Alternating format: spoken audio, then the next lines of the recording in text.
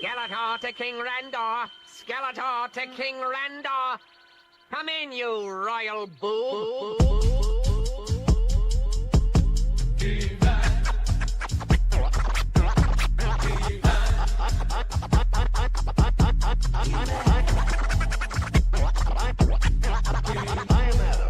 Prince of Eternia, defender of the secrets of Castle Grayskull. This is Cringer, my fearless friend.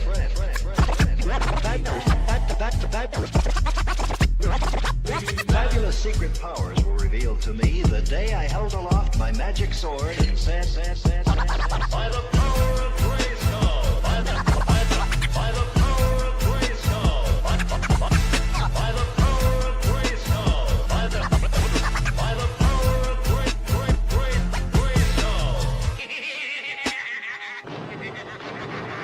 Grayskull. I have you now, you muscle-bound oaf.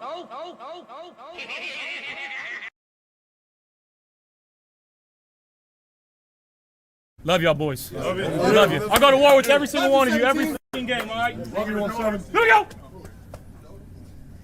1, 2, 3, 1, 2, 3! Win!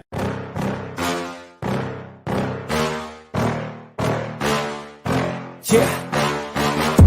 Please tell me that I can't, that I won't, that I fail, that I'll never make it out, yeah. Please tell me all the bad, never good, fill my head full of every single doubt, yeah. Please say any negative thoughts, I pop off when I hear people say I cannot. I get off to the thought of proving everyone wrong, I won't stop to the top, so you better back off and get lost. I'ma stay loud, stay proud, never running out, never heading south. I'll be spreading out, call it word of mouth, can't put me down, I'll be getting loud. You can never doubt, not what I'm about, have your fucking cloud. It be raining now, I keep making sound, go another round, bitch I'm legend bound, can't stop me now. You don't wanna fuck with me, a slow burn like a disease. Just tell me that I can and I'll show you things that you couldn't believe. Just tell me that I can.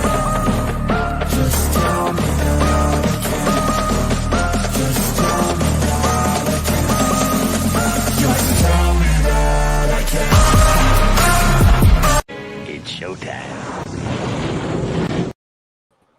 Welcome to Friday Night Lights. I'm your host, Tommy, to the highest degree to the TOP from the 313. And surprisingly, by my side is my main man, my toucan Sam, the one they call the Apex Man, Mr. Mikey. What's up, Mr. Mikey? Happy Friday to you, and happy Friday to all of Bill's Mafia who's rocking with us on this Friday night. What's up, Mikey? Sorry, I didn't even tell you I was coming. No, you didn't. That's why I can't stay the whole show, but I have about 30 minutes, and I missed you guys on Monday. So I'm like, you know what? I got home a little bit early. I was able to catch the beginning. I'm like, let me just pop in. Like, I'm not even going to tell them I'm showing up. I'm just going to pop in. I had some early tech issues. Like, for some reason, when I hit live, it would not go live in StreamYard. So I had to reboot. And then when I rebooted, I'm almost a minute live. So, like, I was live the whole time, though it said I wasn't. So if anyone's wondering why I'm looking at the camera to patiently watch, yeah, it was a disaster. Anyways, technology, that's what happens. What's going on, Scotty? How you doing, brother? Sandra's in the house. We got J-Ham in the house. Yeah, you know, it was just, listen, I missed Monday. We've been having some road work in our area. I think that's what's causing these issues. Okay. You know, it happens. Because on Monday we had no power, and then on last night we didn't have any internet until about 12:30. It went down about 7:30 or 8, and we didn't have any internet. But they're doing a lot of like repaving of roads and stuff, and right around my whole little area. Right. So I think they're messing with the power and the internet. It's probably had to do something maybe with it, but yeah, dude. It's and once again, guys, I know I sent the not apology, but I let you guys know through the my YouTube channel that, you know, I apologize. I couldn't get to you guys' chats on comments on Monday because I didn't know Mikey. You know, obviously Mikey was, you know, that was unexpected with the power loss, and I'm in my car and on my phone, so it's really difficult to answer chat. So I was supposed to run the chats and do all that for you, and then actually be the producer that night. And it was wild. It's been a wild couple weeks. And bro, you want to hear something real wild? So last night I'm working on, you know, as you guys know, I do on-site security. So basically I'm working in an apartment building right now where they're building an apartment building basically. So where I'm working, Mikey, is there's a driveway up and there's an apartment building they're building on the right-hand side and on the left-hand side. So I'm in the middle. So basically you drive, how it's going to be is people drive in, they go down this it goes down, and then they can go under the building where there's parking, the underground parking garage of these two buildings. So I monitor, I'm on that part of the driveway, right basically kind of in the middle towards the front where if someone's going to hop the fence, I could see, well, there's porta potties on my left-hand side. Last night, bro, we had really severe rain and tornado warnings. So sure enough, bro, just my luck, bro, the rain starts picking up. I'm getting these warnings on my phone, and bro, no joke, dude, it was like a mini tornado came rolling through the middle of these two buildings, dude. And bro, it happened so fast but yet it was slow motion as the porta potty got lifted from the fucking ground up in the air and fucking fell on my car and rolled off the hood of my car onto the driveway. How bad did it damage the car? It got the wheel well pretty bad on top by the hood. So it nailed the top of the left wheel well on the top part, like basically the hood area, wheel well area. Hit it and then rolled off my hood. I haven't really looked again today, but I briefly looked. But yeah, I got a good dent. And then it just rolled into the fucking driveway. So yeah, the construction guys came in at 5:30, started coming at 5:30 in the morning. I'm like, with this fucking porta potty. You're like, Tommy got mad. He just started chucking around, went all Hulk on it. Yeah, dude. So I'm like, they're like, I'm not picking it. I'm like, I don't expect that's you to. That's when you call the porta potty company and tell them to come get their crap. Yeah. I'm literally letting you know. But dude, it was in slow. When I tell you slow motion, though, like it happened quick, but watching that thing float around in the air for a minute. That's wild. And falling on top of my car. Aren't light either. No, bro, it's filled with. Yeah, it's not light filled. Yeah, and it smashed my car, dude. It was but I'm just glad it didn't pick my car up and throw me around. So yeah. Gotta take a look to make sure that there's not a lot of damage to your car because I hope not. Yeah, I didn't examine it because I was like, fuck that, I'm not going outside quite yet. I don't blame you. JM says stay safe, Tommy. You're working Detroit. You're working security in Detroit. Yeah. Roy and Sandra don't believe 30 minutes of Mikey's long enough for you to get a rant out of me. Although, since we don't have a long time, let's talk about mandatory minicamp. Sure. And the outcomes. Yeah. Let's hear it. What's your thoughts? You get Dorian Williams is nursing back from an injury. Mm-hmm. So is Bishop. He had his knee scoped. Little disappointed to hear that Skylar Bell. They shut him down for the mandatories, although he was there for all the other ones because of I think his hamstring tightness. They said. Mm-hmm. Interesting that they released Dorian Williams today, or Dorian Strong. Mm-hmm. But I think the plan is to get him back onto IR because they made a few moves there. It sounds like CJ Gardner-Johnson's meshing really well with this team, which is awesome to hear. Yeah. Because he's such a playmaker when he's in a good headspace. He's a problem when he's not, but when he's in a good headspace, he's such a good playmaker to have. Yeah. And having him and Bishop back there, and it sounds like him and Josh have a friendly shit-talking battle going on back and forth, which is really cool. Right. And his personality seems like it's rubbing off the right way, not the wrong way. And he seems like he's I saw an interview where he was talking about, in Houston where things didn't go right there. The one, because there really hasn't been a lot of places where it really hasn't gone totally right. But he was like, he seems like he understands what he did wrong. And like, you know what I mean? Like he seems like he's understanding what he needs to do now as a professional and how to act a certain way. But dude, I love it, man, because he's bringing a different type of energy and voice in the room, in the locker room and on the field that players are going to get behind. They love that kind of player. Like Hoyt is that kind of player, right? On the defensive line, right? He's just not quite as... He's not as quite as vocal, but he's also a workhorse, and he's like people. My point is, people rally behind that. Alec Anderson is like that as well. Oh, he's a shit. He's a big talker. Yeah. So. Yeah, but he's an ass kicker too. He is. Yeah, he is. You know, but yeah, I'm with you on that. Spencer Brown's that way. Yeah, Dorian Strong, by the way, speaking of him, he's basically he can't play this year is why they put him on the injured. No one's going to pick him up. They actually released him hoping to get him back if he clears waivers to put him on the NFI. Exactly, but no one's going to clear. No one's going to pick him up, right? No. It's just not going to happen. Yeah. He's not CJ. He's not, Sauce Gardner. You know what I mean? Like no one's going to, you know what I mean? It's a risky play, and I still don't think he comes back. I could be wrong. I was wrong on DeMar Hamlin. So, but I wish him well. I hope that he does, whatever happens with him, he gets his neck right and plays because he was a good player before he got hurt. He was, but he wasn't I didn't see enough of him to be like, bro, this guy's going to be, an elite corner in the league. No, but he started and he's a great depth guy at work. Yeah. Yeah. But that's if his neck is right. You know what I mean? You know why I go back to this, Mikey? We know all too well about neck injuries and players. And if you go back in time, we had a guy that was up there and Aaron Williams, was it Aaron Williams? Yep. And who had a neck injury, came back and got cracked. And even though it was elite, had to retire. So Jarvis Landry, dirty hit. It's a scary thing, but that happens in the NFL. Mm-hmm. You're going to have dirty plays, dirty hits. Players sometimes get a little out of hand, but it's a risky move. You know what I mean? And I would feel terrible, and I think the team would feel terrible.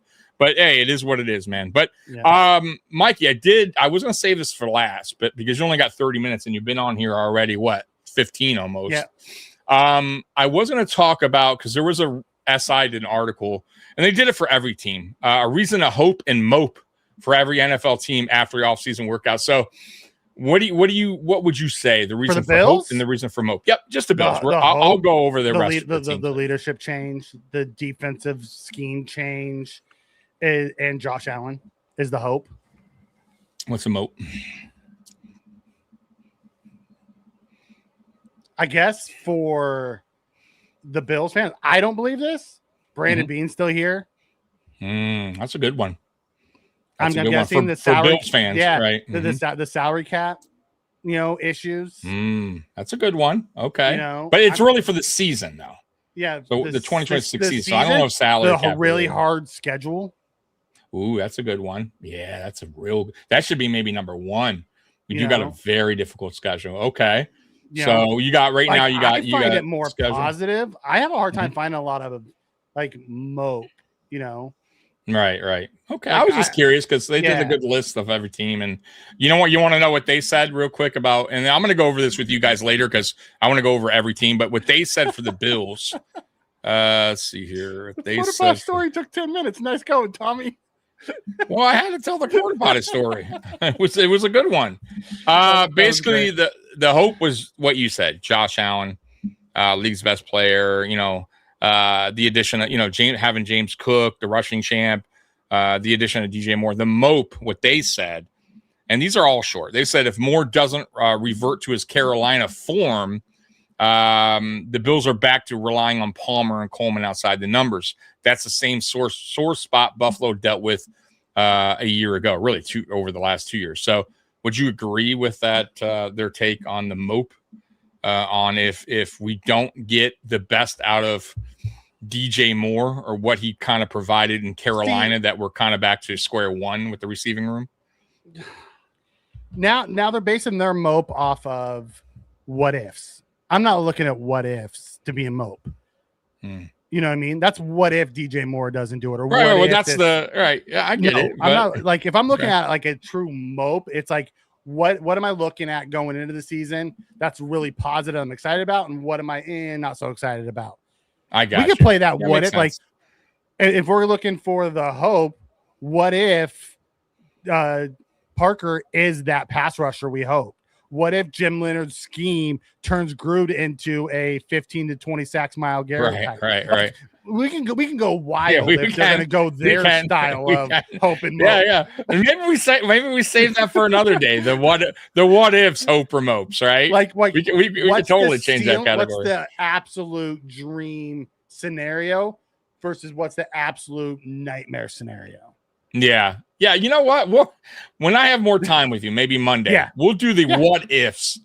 How about that? We'll do the what ifs, hope or Mope. We'll change it up a little bit. Scott says no Mope in football. There's no Mope in football. No crying in baseball. So I do got a poll going on. Before you go to the poll, JM wants to know bets on the first fight in training camp. It will be.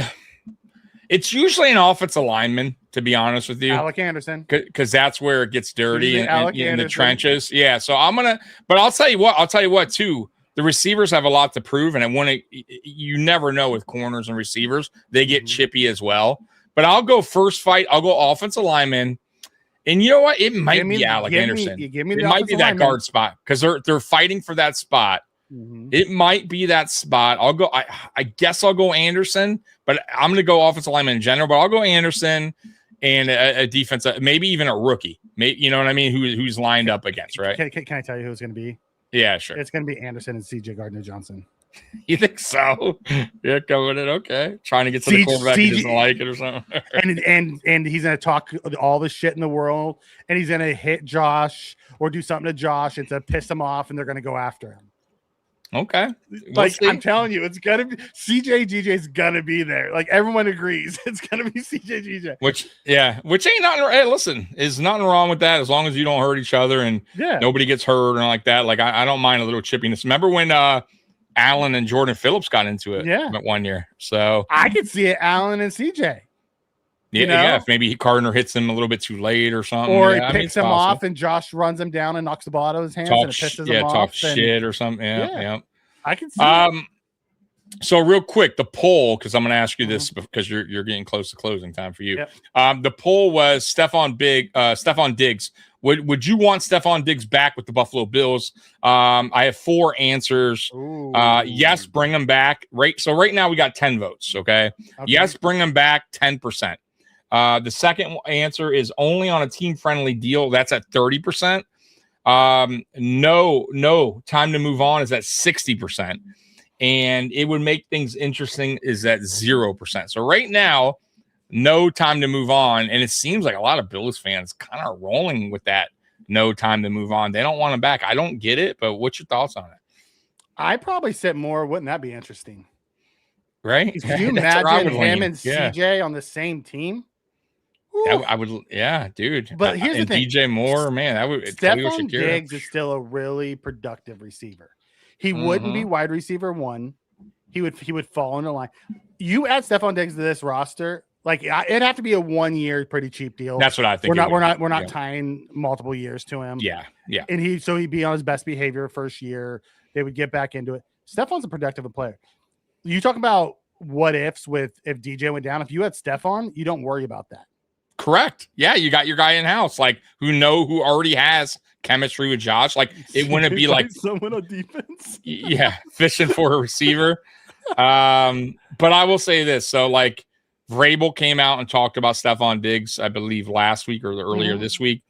And it doesn't sound like the Patriots are interested at all. No, and because they brought in Booty, they brought in AJ Brown, and then they drafted Kyle Williams. So they have their 3.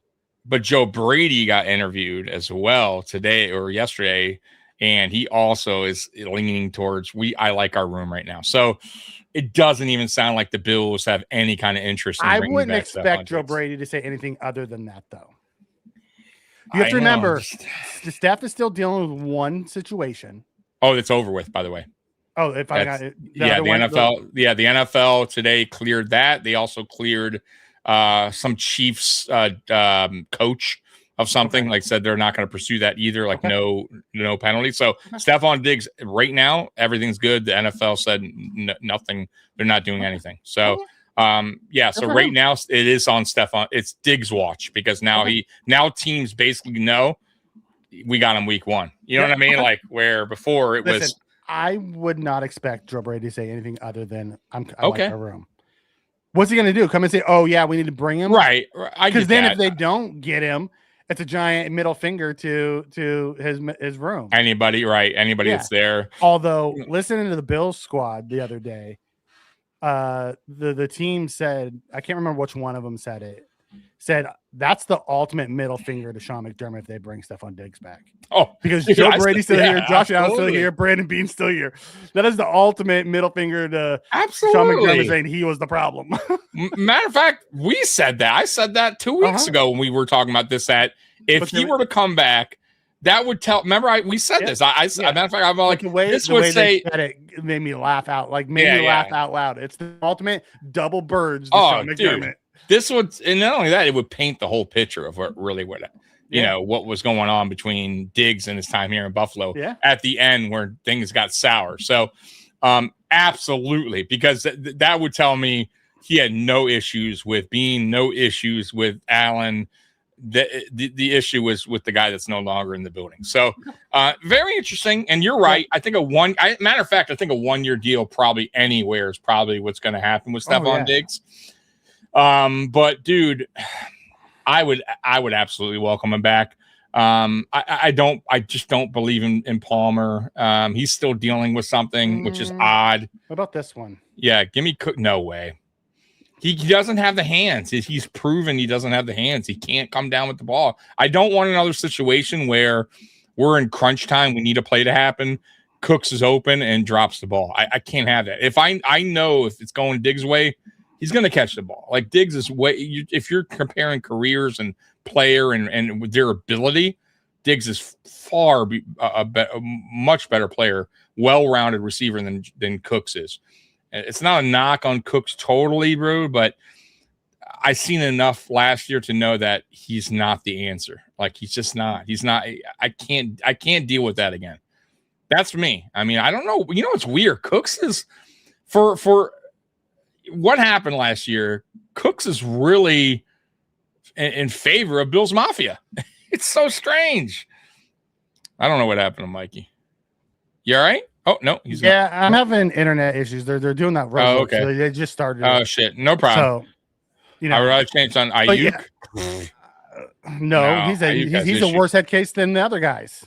Oh, dude, he has major issues. Matter of fact, he has a court thing coming up for the stupid speeding that he videos him doing like a dumbass. Yeah, and then he's recording a video now going. I don't know if you saw that, but saying the 49ers are idiots and they're paying. He got paid $50 million or whatever it was to do nothing, and now they're going to release him. It's just he's basically like he's making it very difficult. He's making it very difficult for other GMs to go, hey, I'll give a shot on this guy when he's like, who wants that? You know what I mean? Like it's a head case. I don't know. He's good, but maybe not worth it. I wouldn't be upset with Diggs or Cooks coming in. I really wouldn't. Like either one. I don't care. Okay. I would like to have one more guy because I don't trust Sherfield. If an injury did happen, I don't trust Sherfield. I don't trust Keon. I don't trust, Palmer to be healthy. Go give me another guy. Just bring me Cooks is fine. Like if they want to put Cooks on the other side to give a speed element, I'm okay with that. They want to bring in Diggs to be, 1B or 1C. I'm okay with that. I don't care. Just give me another guy that I feel a little bit more comfortable with than the Palmers. I'm hoping it's Sky Bell. I really am, but there's no guarantee that we haven't seen anything from him yet. So, but correct. My time's up, brother. I'm going to bounce out. Right, I'm starting to have the internet issues. Appreciate everybody. I'll see you guys on Monday. Enjoy your show tonight, brother. Have a good one, brother. All right. Bye. Peace. Oh, and then there was one. What's going on? And then there was one. Give me 1 sec, guys. Let me fix my screen. Okay, there you go. And give me one more second. Y'all know how I do. Give me 1 minute. Okay. There you go. Got a little bit of that music in the background, so it's not dead air. And let me get to some of your guys' chat real quick before I get going on my rants, because you guys know how I do. Signing Ayuk for $10 million 1 year. Nope, it's not going to happen. It's not going to happen. I don't think anybody signs Ayuk. And I don't even know what's going on with the 49ers situation, how that all works out, to be honest with you. I don't know if did they officially release him or is he still on the roster? Because he's still on his contract, isn't he? I don't know what's happening there, but I don't think right now, I don't think any GM is wanting anything to do with him at this current time. So we'll see what happens with him in the future. But I just feel like he's slowly digging himself deeper and deeper and deeper, and that hole is just he's not gonna be able to climb out of. He's kind of like pulling an Antonio Brown. You know what I mean? It's eventually, no matter how, think about it, Antonio Brown is like Hall of Fame, right? Type of player, right? And for teams to go, you know what, I'm not giving that guy another chance. That tells you everything you need to know. So he's heading in that direction. He needs to really, if he wants to stay in the NFL and get paid, and, have another chance on another team, he has to cut it out. You know what I mean? Whatever he's doing, he has to grow the fuck up, basically. J-Ham, I would like him, but it's not a good idea, especially with it being Joe's first year. I think it's a good idea. I mean, I understand everybody's going to have their opinion and see things differently, but Diggs is productive, man. He was productive last year. He showed that he could still be productive. I would have no worry, no concern on the chemistry between Josh Allen and Stephon Diggs. They clearly had it. They had it since day one. He could step in the building right away and have no issues about, working with Allen and being productive. Like, it's just really, it boils down to, where he feels his role would be or fit on this team. Is he willing to accept that role? And then obviously how much does he think he's worth for one season, right? Maybe he doesn't want to be on a team 1 year. Maybe he wants a multi-year contract. So, at the end of the day, we'll see what happens with Stephon Diggs. I've heard the Commanders are interested. That's one team. And there was somebody else, another team. But, more than likely, guys, Stephon Diggs does not return to Buffalo.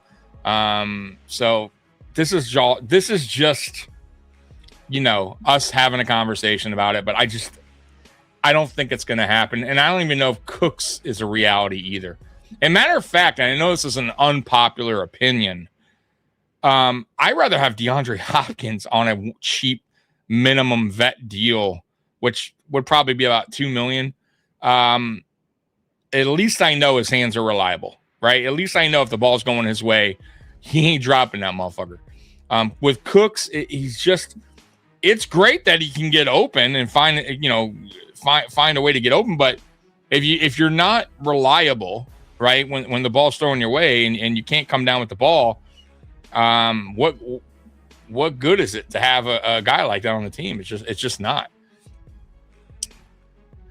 Did Cooks come in mid-season? No chemistry with Josh. Maybe he needs time. He did. So it's not about the chemistry. I felt like their chemistry wasn't even that off. It was just, if you go back and watch Brandon Cooks, and I know a lot of you guys aren't, but if you go back when we first got him, it seemed like every ball thrown his way, he was bobbling. Like, he never came down with a clean catch. It always seemed to be just never clean, right? And the ball was always seemed to be moving. And, and then going back throughout his career, he's had those moments where he could have had a game-winning touchdown, I think, with New England, I think it was, and he dropped it.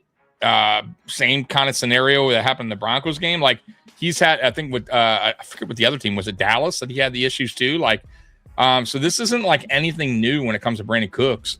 And I don't want another repeat of what happened in the Denver game. Because let's be real, you should have had that catch. You should hold the damn ball. You shouldn't have that ball ripped away from you. Don't be so sure about Diggs. He dropped the ball but if you're talking about overall production between Cooks and Diggs, it's not even close. You know what I mean? Like, let's be real here. I mean, guys, if you line them both up and what they've achieved and what they can do on the field, Diggs is by far a better receiver than Brandon Cooks. I mean, I'm just being honest with you guys. I mean, listen, if we had Stephon Diggs last year on our team and he produced 1,000 yards, nobody would be sitting here going, we don't want him back another year. You know what I'm saying? Like nobody. Cook came in basically during the middle of the season. I'm not going to knock him based on it's not. Yeah, but dude, it's a catch. A catch is a catch. It doesn't matter if you come in midseason or not. You're a football player. You're a football player. I expect you to come down with the catch, regardless if you came in yesterday. And it wasn't like Brandon Cooks wasn't playing football, right? It wasn't like he was out of the league for years, right? You know what I mean? Where he's all rusty and he hasn't played football in a year or two, and that I would understand more. But he was playing football with the Saints, so there's no excuse for dropping passes. I don't buy that. Now, if you talk about chemistry, sure, I agree. It takes time to get used to a quarterback and the way he throws, and to get on the same page about where he wants you to be, on routes and stuff like that. But I don't feel like that was an issue. It was his hands was the issue. Go back and watch the film. He had multiple times where he bobbled the ball, could not come down with a clean catch. It just seemed to be an issue last year, and it really is an issue throughout his career. If you really go back and look at the catches, the drop balls that he's had throughout his career, it's alarming. We have DJ Moore. I think we'll be okay. Absolutely, I'm not worried. But listen, I'm not saying the Bills need to go out and get Stephon Diggs. Like it's a must sign, like we have to go do it. But would I hate it? Would I be on here telling you guys we could, we don't need him and that was a bad signing, and no, like that's just not, I wouldn't feel that way. I would feel like that's an addition to this receiver room that's going to help us out even more, especially with the guy that knows Josh Allen very well, right? So now you got DJ Moore, Stephon Diggs, Khalil Shakir. That's a very good lineup. Right? These are all guys I trust, and Dalton Kincaid. Guys I know that all can run good routes, guys that have good hands, guys I can trust in, and most importantly, guys that Josh Allen can trust in, right? That we know when the game is close, when Josh needs a play to be made, that he has reliable targets, right? He has guys that he know are going to either get open or make that catch, right? And that's kind of been the issue here in Buffalo over the last 2 seasons is who was the go-to guy? Who was the guy that we, when the game was on the line, when we needed a play to happen, who was Josh going to, right? And for years, it was Stephon Diggs. You cannot say it wasn't. And matter of fact, if you really want to go back in time, it was Stephon Diggs and Cole Beasley, right? Cole Beasley was that other security blanket, right? So we had two go-to guys. When things broke down, we needed a play to happen, we had two. There's nothing wrong with having two, right? That's the great thing that's going on, at least what Cincinnati has. The good thing that's going on there is for Joe Burrow is when Chase isn't open, well, I got T. Higgins, right? It's always good to have two options that are very reliable. And we had that while we had Diggs and Cole Beasley here. And then, Beasley retired. And then it was mainly Stephon Diggs from there on out. But Diggs was reliable for many, many years. And now, over the last 2 seasons, we didn't really have that. And I like Khalil Shakir and I like Kincaid. And they are, those are guys that, are good players. But I don't know if they're go-to guys where, Joe Brady's dialing up a play specifically for Khalil Shakir. Like, or Josh Allen is 100% sure, like, this is my guy, this is where I'm going. It just wasn't like that over the last 2 years. If the Bills sign on the receiver, I think it'll strictly be a camp preseason body. Maybe. And look, I'm not saying they're going to sign somebody. They may not sign anybody. I know they recently signed like a 5'6" receiver that was already on the practice, or already on the OT. He was in OTAs and they waived him. He's been in the league like 4 years. I forget his name. Let me get to his name. Where is his name?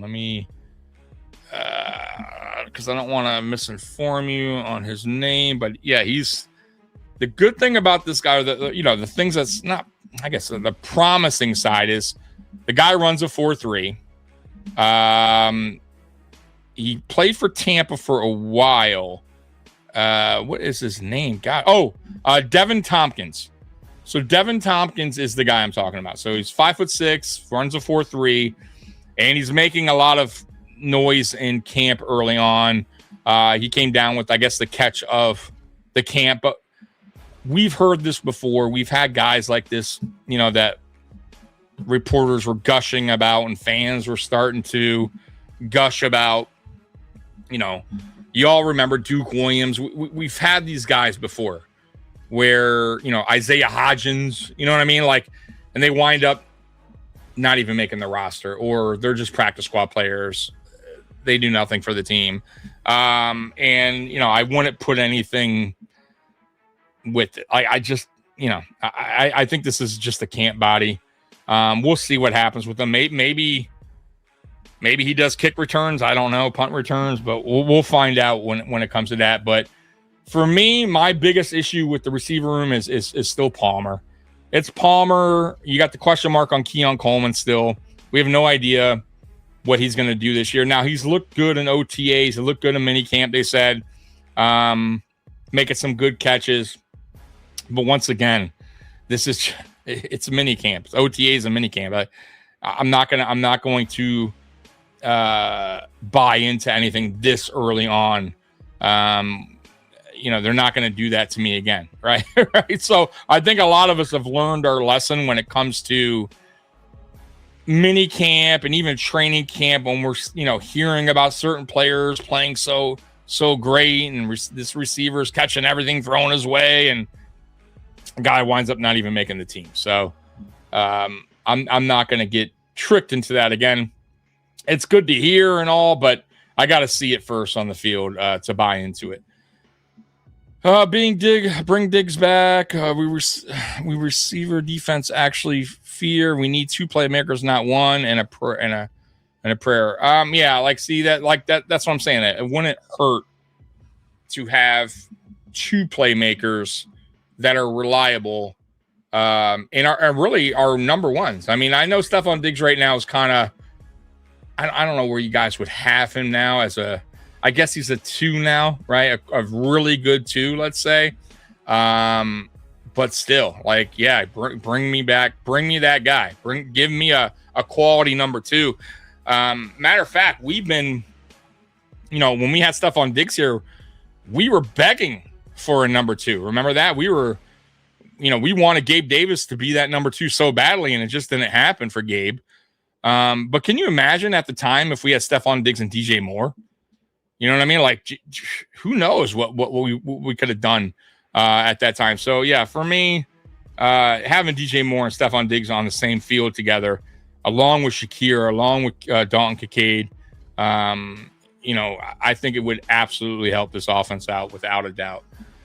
All right. Not a lot of you guys in here tonight. I know it's Friday. I know you guys are probably doing your thing, man. So I don't know how long we'll be on here tonight, but I got some stuff to talk about tonight, some articles that I want to go through with you guys. So let's get it going. I got a few from SI, and I think I got one from I forget who, Yahoo, I think did another one. So let's get into it. And guys, if you have any questions, go ahead and put them in the comment section. You guys know I answer all the questions. Right now, the poll, if you guys want to know, we're at 19 votes. Yes, bring him back. It's at 26%. Only on a team-friendly deal is at 21%. No, time to move on is at 47%. And it would make things interesting is at 5%. So right now, the majority of you guys are leaning towards no, time to move on. We'll see at the end of the podcast where that poll ends. So let's go ahead and get this going. So we got 4 winners and 2 losers from minicamp. All right, so let's see who these. Let's see here.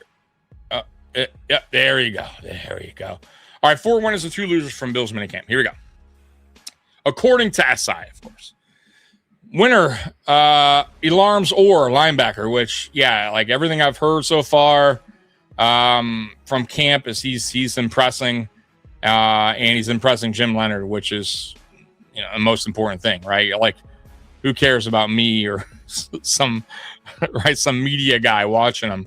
If the coach is impressed, that's what matters to me. So, and Dorian Williams isn't helping the cause, with him being injured.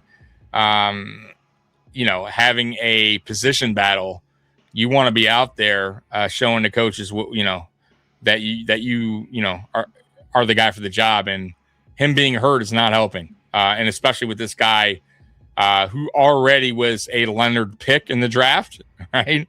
And he's also impressing this early. It's not a good sign for Dorian Williams right now, but we'll find out. It says, with Dorian Williams missing time due to an injury, the door was open for Buffalo's reserve linebacker, Keontae Jenkins, and rookie Elarms Orr did their best job to prove they're ready to step up if needed. Elarms Orr, however, has been especially impressive. I recently wrote that he was the team's breakout star during practices after he was praised by DC Jim Leonhard. Elarms Orr impressed his coach by consistently being in the right spot to make the play. His instincts were questioned during the pre-draft process, so this was a huge positive for Elarms Orr. Once the pads came on, his physicality would turn even more heads.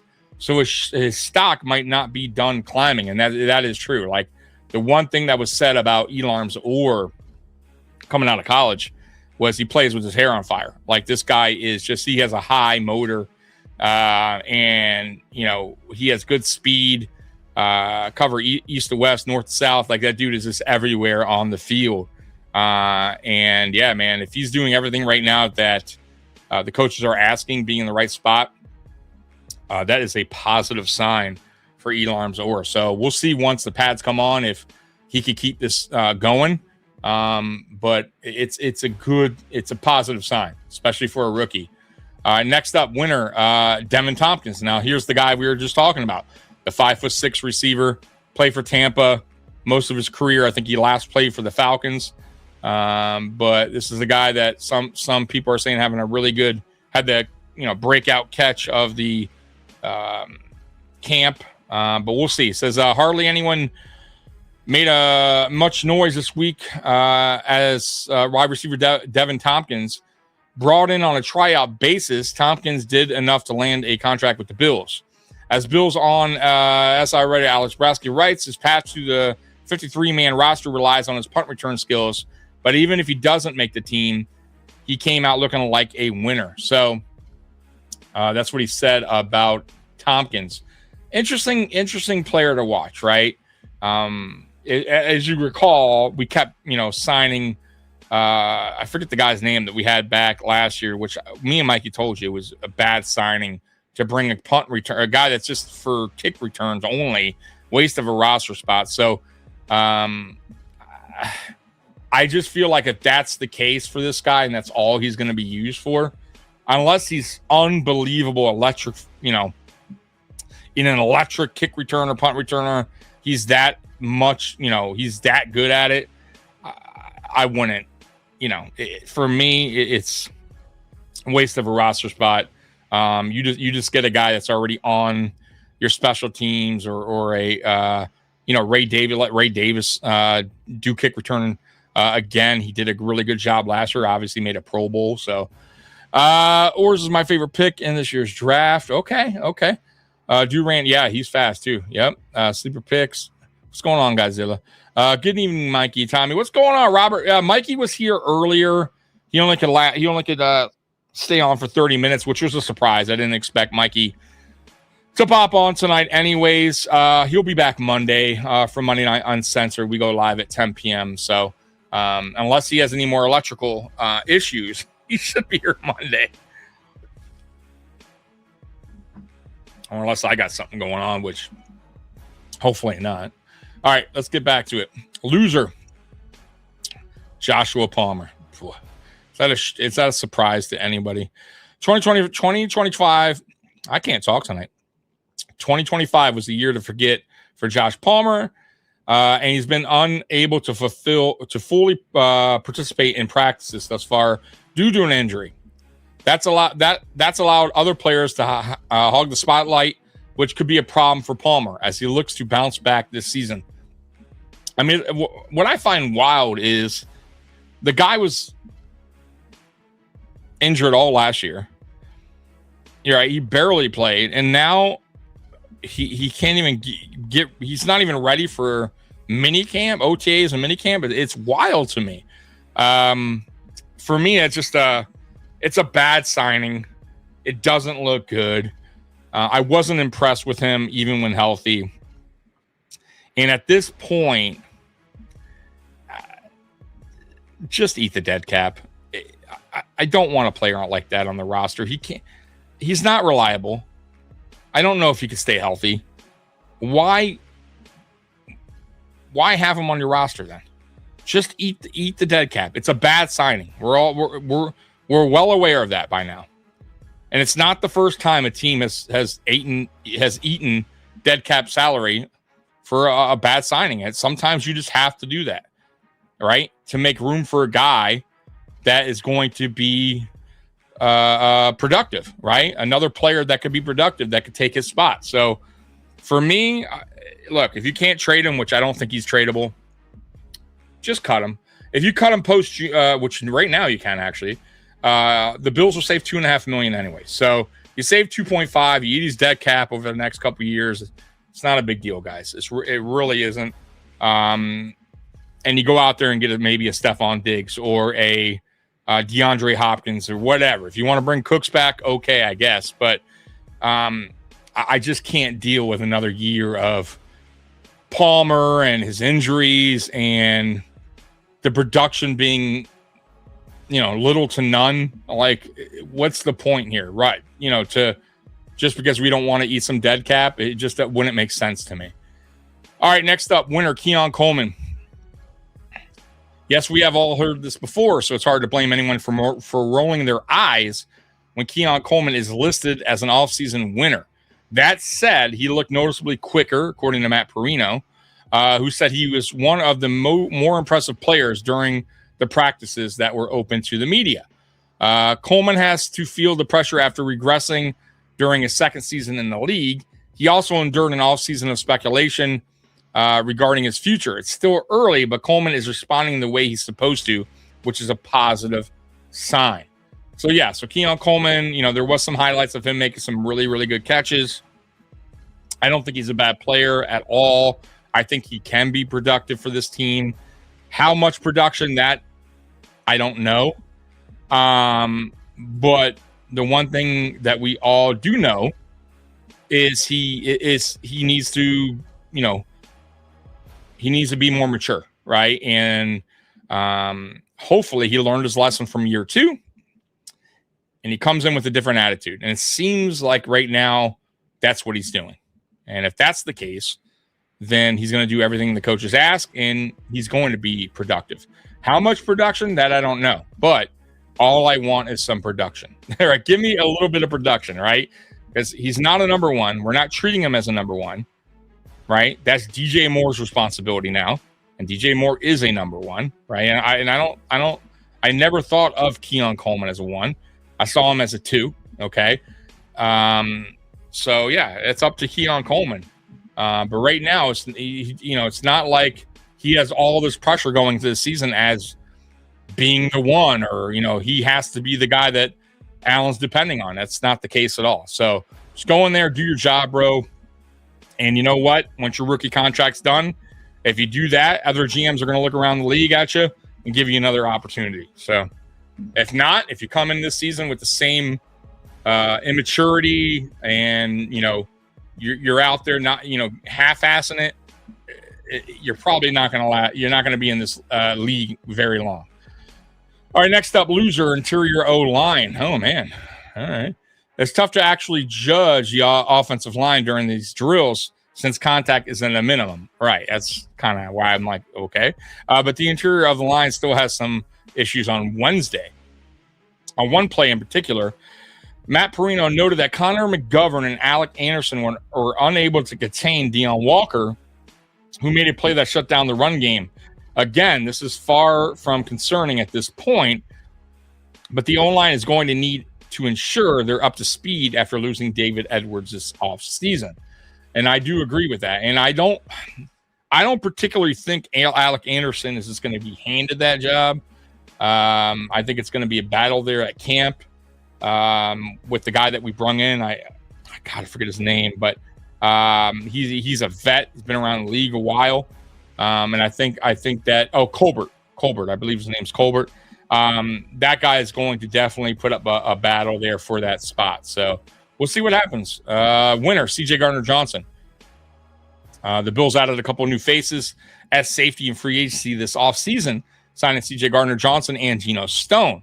While both have plenty of experience that can make an impact, Gardner-Johnson is the one who makes the most noise, both on and off the field. Gardner-Johnson broke up 2 passes and recorded an interception on Wednesday. In addition to his play, Allen said Gardner-Johnson is a leader who sets the tone on defense, calling him a constant competitor. Buffalo wanted to revamp its secondary under Jim Leonhard, and that including adding more playmakers at safety alongside Cole Bishop. Gardner-Johnson is taking advantage early and leaves OTAs with his stock soaring. And yeah, dude, that is one signing that I loved from day one. Absolutely love that signing. And I really hope that Beane can figure a way to extend him, because he's not an old player. He's still playing. He's still in his prime. And I would hate for him to have a good season and it'd be a one and done, right? So hopefully we'll see how the season goes. But normally, if there's extensions, they wind up working them out, halfway during the season, something like that. So we'll see how CJ's playing during the season. I expect him to be playing at a high level, and hopefully, Beane can figure a way to bring him back for another year or two. The truck reviewer, the only judge I care about in New York State is Aaron Judge. Oh, okay. Aaron Judge, huh? Oh, man. All right, next up. What do I got for you next up? Expectations for 10 Bills rookies after mandatory minicamp. All right. TJ Parker, edge rusher. Parker's the only player who the Bills drafted this year that has a direct road to earning at least a rotational role on the Bills' defensive line. Buffalo brought in free agency Bradley Chubb to join 2025, leading sack getter Greg Rousseau in the starting lineup. Still, the Bills will need more than 2 defenders to power their pass rush, which is expected to be much improved in 2026. Parker recorded 21.5 sacks over 3 years in the college level, or at the college level, including a career-high 11 sacks in 2024. A fair expectation for him this season, as I wrote previously, is 4 to 5 sacks. Yeah, I expect TJ Parker to get a decent amount of snap count. He will be a rotational player, but it's something to definitely look at as far as what he does year one, because it's going to say a lot on what they're going to do with Bradley Chubb. Bradley Chubb's on a 3-year deal. They can get out of it after 2 years. So, if TJ Parker shows promise year one, and the opportunities he gets, then I don't expect Bradley Chubb to probably make it throughout his 3-year contract. So, all right. So next up, IGB. You guys know how I feel about IGB. I feel like he's a real opportunity to be CB2. As mentioned already, IGB will compete for a starting job this season, but it's all but guaranteed as 2025 first-round pick Max Harrison will square off with the rookie and what is being billed as a true competition for a first-team role. IGB enjoyed a successful career at Ohio State, helping the Buckeyes win a national championship in 2024. This past season, he recorded a PFF cover grade of 79.9, which is 94 among 896 graded players at that position, by recording a couple of interceptions. If his physical style of play translates during training camp, he could beat out Harrison.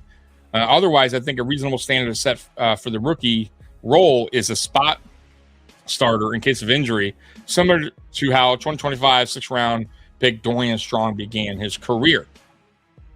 Also, in Jim Leonhard's defense, he does a lot of switching out. So he plays players by matchup, basically, right? So You could see IGB coming in against, it depends on what receivers in there against which team, right? So IGB may start one game, Maxwell Harrison may start versus another. Just, he likes to do that per matchup. So they could also be rotating a lot, which he did in Denver. So we'll find out.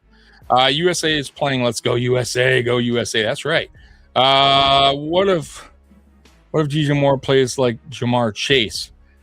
Well, he's not Jamar Chase. Jamar Chase is elite.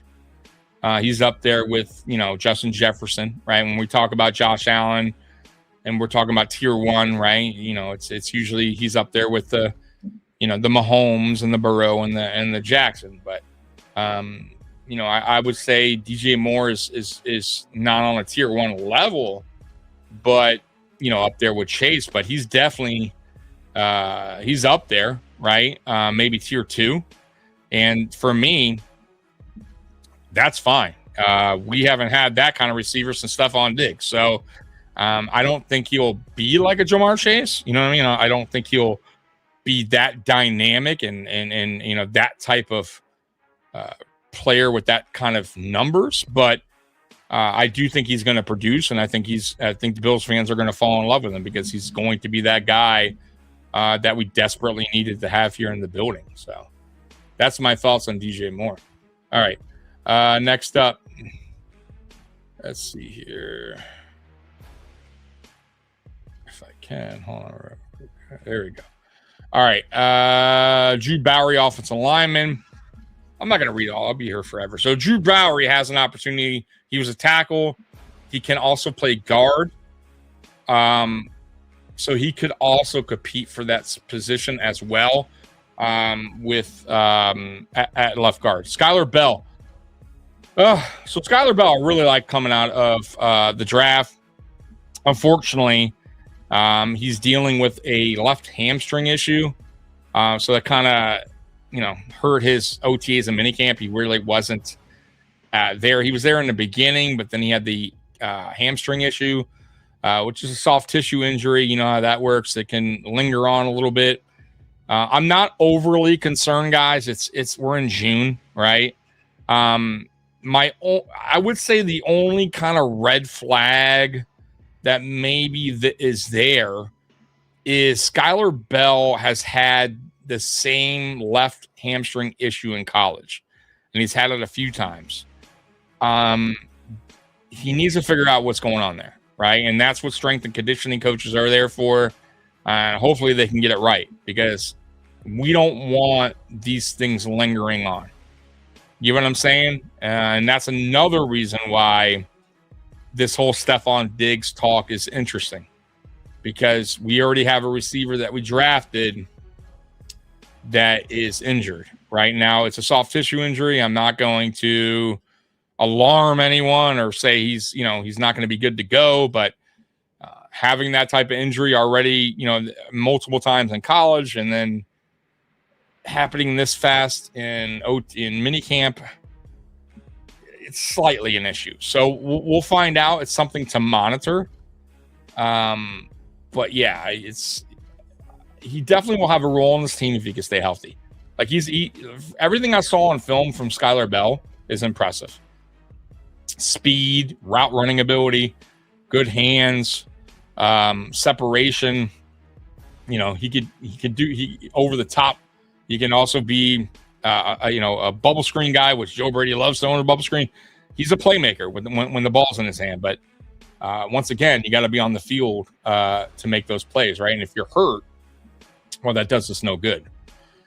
Godzilla, I think we nailed the draft. I do too, bro. I really do. I think we had a great draft. Strength and conditioning coaches were that great last year? No, they were not good. And we kept them, which is kind of surprising. And the way Brandon Beane talked about it was he almost was pointing at McDermott for the way he was having these guys practice that were already dealing with injuries and overdoing it with these players and causing more injury. It's kind of where he was going with it without necessarily saying it, but kind of reading between the lines there. So we'll see what happens with strength and conditioning coaches this year. If our players could be on the field a little bit more than they were over the last 2 years, we'll find out. Actually, more than that, man. We were having an issue over the last 3-4 years. I think Bell will have more of an impact next year. No, for sure. Like, and that goes for almost every rookie, right? Like, for the most part. But we'll find out. But I do need him to figure out. I need him to figure out that what's going on with that hamstring, and it's the same leg. It's weird. Elarms, or I expect him. I almost think he's going to start. It's going to be a competition. I don't think he's won the job this early, but I would say it's leaning towards him being our starting linebacker next to Bernard. I just feel like this is a Leonhard type of player. And I feel like, once again, because this is a new coaching staff, this is a new defensive coordinator, everything that he came into, he inherited, but everything this offseason, as far as free agency goes in the draft, he was responsible for, or he was part of that process, right? So all these draft picks, all these free agents are guys that he wanted, guys that he approved of, guys that he felt could fit into his system. The guys that are inherited are guys that he's just going to have to, work with, right? And hopefully they can get behind, him and what he wants to do, and maybe change the way they've been playing, and hopefully it works. But yeah, I feel like Elarms Orr is a Jim Leonhard pick, and if he's already impressing this early on, and Dorian being out, it's kind of leaning towards Orr possibly taking that role. Or being in the lead going into camp. But we'll find out.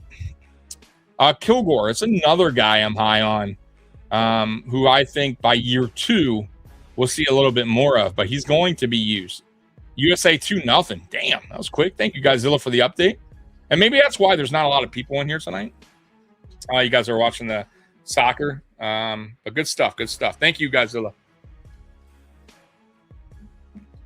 And you know what? People will watch the replay anyway. So anyone that's watching the replay now, thank you very much. Smash that thumbs up. Hit that notification bell. And if you haven't subscribed, do me a favor. Subscribe to the channel. Help me out. Help a brother out. Come on. Let's see here. Zane Durant. I think he's going to be a rotational guy. I like his attitude. But we'll find out, what he brings. Pride Jr., I think, is another guy that's going to be a depth piece. And by the way, he also, Durant could be a depth piece as well. And he also could be rotational. We'll see. But I think I'm leaning more towards depth, which is fine. Those two players I like. Tommy Doman, he has a real opportunity to win that job as punter. I almost expect him to be that guy in week 1. Reed Adams, it can't probably more of a camp body. We'll see, practice squad. But that's it on that. Let's see here, because I know you're trying to get to the game here, guys. I don't have much more to go. So we got six best Bills players not named Josh Allen heading into the 2026 season. So who would you guys put as, outside of Josh Allen, who are your 6 best Bills players heading into the 2026 season? I'll wait. Just curious who you guys feel are the 6 best Bills players heading into this season outside of Josh Allen. So I'll give you a minute. Oh, man. I am so hooked on these strawberry slushes from Sonic. I just can't get enough of them. Like, listen, guys, thank God there isn't one directly across the street, because I might be 500 pounds by now. I'd probably be ordering multiple per day. They're so good. Oh man, they're so good. All right, let's see. Anybody in the comments? Anybody? Seems like you guys aren't answering, so I'm gonna go ahead and answer that for you guys since you guys are watching the game. That's okay. I'll forgive you guys. All right, so 6 best Bills players heading in 2026, other than Josh Allen. They do got some honorable mentions. Christian Benford and Dalton Kincaid. Wow. So I am really surprised that neither of these guys are going to be on this list of 6 best Bills players, because I feel like Christian Benford is a top 10 corner. I feel like Dalton Kincaid, when healthy, that's the biggest part of that, is a top 5 corner. I mean, I'm sorry, a top 5 tight end. I really feel like he's that good. The problem is he just can't stay healthy. So I would say more so Christian Benford I would put on here, but they have him under honorable mention. So let's see who they got. This is Buffalo Lowdown article. All right, number 6, Cole Bishop. Okay, I'm with that. I can agree on that. Number 5, Dion Dawkins. That's a good one. Dion Dawkins is still on his prime, but he's at the tail end. I don't think he had his best season last year. However, I don't think it was his worst. I think Bills Mafia, once again, is just they're a little bit too tough on these players at times. Golly, I'm going to have to go back to that one because, for me, he's one guy that he's, say what you want about Dion Dawkins, but that dude has been reliable since day one, pretty much. He very rarely gets injured. And he's been very good. It's not like he's had really bad seasons. Like, the guy's been pretty damn good. Up there with some of the best. So yeah, I mean, we'll see. Connor McGovern, number 4. I'll go yes because he's a center. I'll agree with that, but I'm curious who they have at 3, 2, and 1 here. DJ Moore, yes. I'm with that. Number 2, Deion Walker. As much as I like Deion Walker, I would think Christian Benford should be on here over Deion Walker. I like Deion Walker, and I think Deion Walker's only he has a high ceiling, but our best player going into 2026 outside of Josh Allen, number 2, Deion Walker, I got to disagree. Matter of fact, I mean, I don't even know if I have him on this list. I probably would have, to be honest with you guys, and I haven't seen this list yet. I don't even know who's number 1. I would have probably DJ Moore as number 1. Let's see here. We do got some comments coming in. Dawkins is our anchor. Absolutely. We need to keep faith in Dawkins. Absolutely. And I don't know why Bills Mafia is so, sometimes I get so confused with Bills Mafia because I think I know we're the best fan base. I love our fans. Right. But man, we have some very criticizing, ruthless fans at times, man. Like with everything. Like I don't, a lot of anger going on lately with Bills Mafia. Quick to turn on a player, right? Like, what? I don't get the hate with Dawkins lately. Like, what? Like, this guy's been great for us for a lot of years, and I don't think he was bad last year. I don't think it was his best year once again, but to just for Bills Mafia just turn their back on a player that's been that good for us for that long is I don't know. I can't get behind that. I just don't like it. I don't understand it really. But I mean, to each his own. Everybody's going to have their opinion. I'll respect everyone's opinion, but it doesn't mean I I have to agree with it. And it doesn't mean I won't question it. You know what I mean? Or have my thoughts about that. Let's see here. Benford is our best defensive player. Yeah, I would have to say so, but I would say Cole Bishop is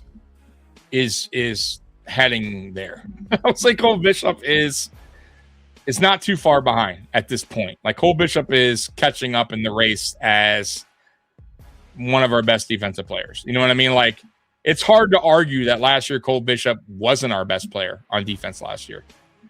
You know what I mean? Like, just saying. And I love Christian Benford. I think Christian Benford is a top 10 corner. I think he's another player that is underrated. And I think Bills Mafia is just like, they don't give him enough credit. Like, they just don't. But I would say yeah on that, because I feel like he's a top 10 corner. But Cole Bishop is definitely catching up in that race. Let's see here. Harmonize. I can't even, man, I can't talk today, guys. I'm going through so much shit today. I'm sorry, guys. I'm just going through a lot of stuff, man. A lot of stuff, man, is on my plate, man. And I guess that's for another day, man. Talk about. Life is just kicking my ass, man. But anyways, could the Bills finish last in the division? Could it happen? Of course, anything could happen, right? But doubtful, right? Very doubtful. I've heard this conversation year after year after year, and I think I'd never seen you on this on my podcast before. I never seen you in the chat before, or you might have been here before. I don't know, but I don't really recognize your name. But I've heard this conversation. I've heard this topic brought up. I've heard people say this. I've heard, and it's not just fans. I've heard national media talk about the Bills not being good, or the schedule's too tough. They're going to wind up being in third or second place, and the Bills have proven that we are a 12-win team every season. So it's doubtful that we finish in last. And I'm not being cocky. I'm not puffing my chest out, but if you look at the division, you're going to be real. You know what I mean? And once again, I don't know if you're a Bills fan or if you're what fan base you're coming from, but the Dolphins are a train wreck. They are in a full rebuild mode. It's going to take them a while to get out of the hole they're in. They're probably going to win 4 games to max 5. The Jets are also another team they're a complete mess, and they're in full rebuild mode, and they are a 4 to 5 win team, maybe 6 if they get lucky.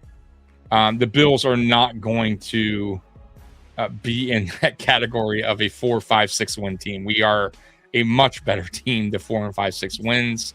And then you got the New England Patriots, who now have a very tough schedule. Now that, because it's all based off record the year before, strength of schedule, they have a tough schedule coming up in 2026.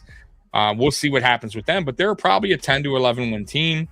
And the Bills, I have them winning at least, I said 13, but 12, I could see them also winning 12, which once again would get you into the playoffs, even if they don't win the division. So that's where I stand with the Buffalo Bills going into the season. We have a good team. Matter of fact, it's the same team with really good added additions as far as acquiring DJ Moore, who's a true number 1, which we haven't had in quite some time, 2 years to be exact. Adding, CJ Gardner-Johnson, adding Bradley Chubb to the mix, who's I believe is still in his tail end of his prime, but he still could produce. The numbers will prove that. And then we had a really good, in my opinion, draft. And we also changed our defensive scheme, which I believe will help. So there's no way we land in the bottom of the division. I don't see us having a losing record at all. And we'll probably, like I said, once again, win at least 12 games. So we'll find out. Once again, we'll find out. But I've heard this talk before. And the Bills usually prove the doubters wrong as far as that goes, regular season goes. You know, it's the playoffs is really where, if you want to poke fun at the Bills or talk shit about the Bills, it's been the playoffs is where the Buffalo Bills have struggled. And it's usually divisional games or AFC championship games. So, and that's okay. Like, if you're going to criticize the Bills with that, I can understand that, and I can't really defend that. But as far as regular season goes, we've proven to be a good regular season team, right? Like, so it is what it is, bro. All I know is getting back to an amazing year. Hope you feel better. Yeah, dude. It's just, I'm going through a lot, brother. Going through a lot. Don't be a Nancy negative. You're talking about that? Yeah, I don't know if that person's a Bills fan or not. McDermott froze Diggs out with this idiotic run first. Bring back Diggs, and we have 2 dogs, one on defense, one on offense. I agree. Well, we're really, we also have, Allen. He's also a dog on offense. So really, you'd have 2 dogs on offense because Josh Allen is a dog. And yeah, so there's that. Negativity, Nancy. My bad. It's all good, brother. All right. Next up. So number 1, according to Buffalo Lowdown, James Cook. So, and they're not totally wrong there. And you know what? Boy, oh boy. So I would have Cook 1. If I could redo this list, my list, I'd have Cook 1. I'd have DJ Moore 2. I'd have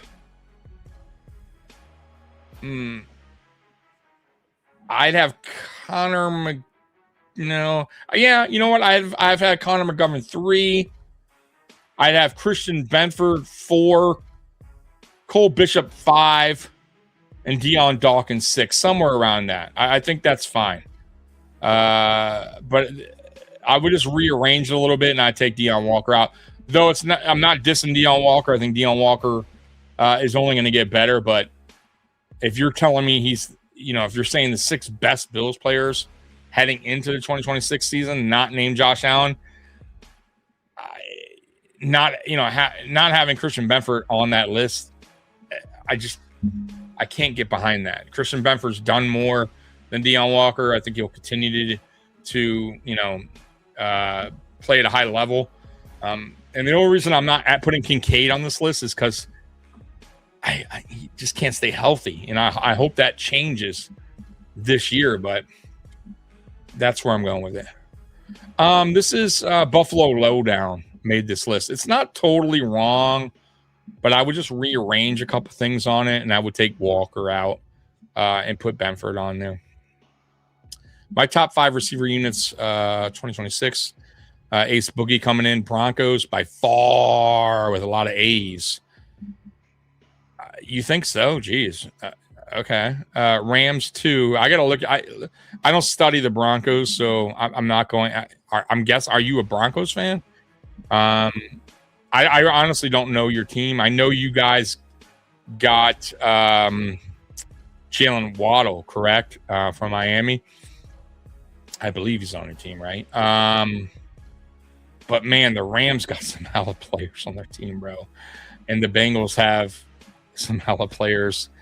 Cowboys, Seahawks at 5th, Bills 20th. I don't know if the Bills are 20th. I don't think they're top 5 or anything like that.